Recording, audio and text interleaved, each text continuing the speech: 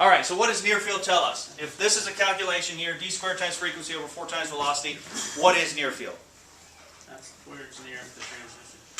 That's the Fresnel zone, right? Yes. That's where all the non-uniform wavefronts.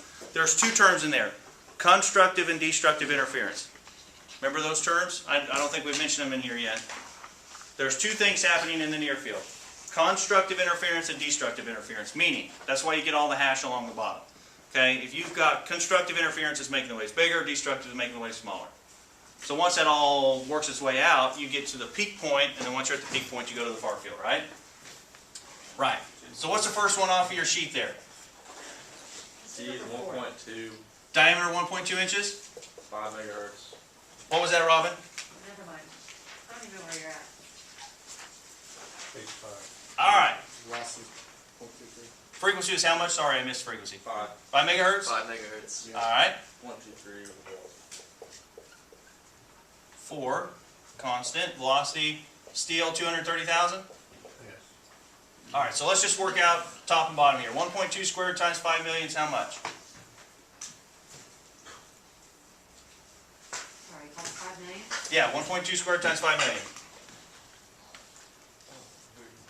72. 72 what? Million? Sorry. No. That's a lot. It's not 2. There's no. 7,200,000? Yeah, there it is. Correct. I didn't look at the numbers. All right. So 4 times 230,000 is almost a million, right? Yo. 900 and how much? 20? 920,000. 800, no, it's 80. Your calculator doing voodoo on you? 4 times. Okay.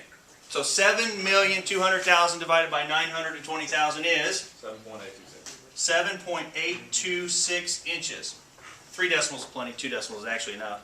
That's telling us almost 8 inches is burn up in near field. So we need to do something to get rid of that. What's one easy way to get rid of that much near field? Change the frequency. Change frequency. What's another way? Get a bigger transfer. Okay, change the diameter of the transducer. What's another way? Delay line. Delay line's another way. Any more? Go from the other side. Go from the other side. Range. Delay tip. Delay tip, we said that. Range. Okay, we're going to have to stretch the range way out past 8 inches to start with. What else? Anything else? Those things, delay tip, change the frequency, change the diameter, all that kind of stuff. That's going to vary our near field, right?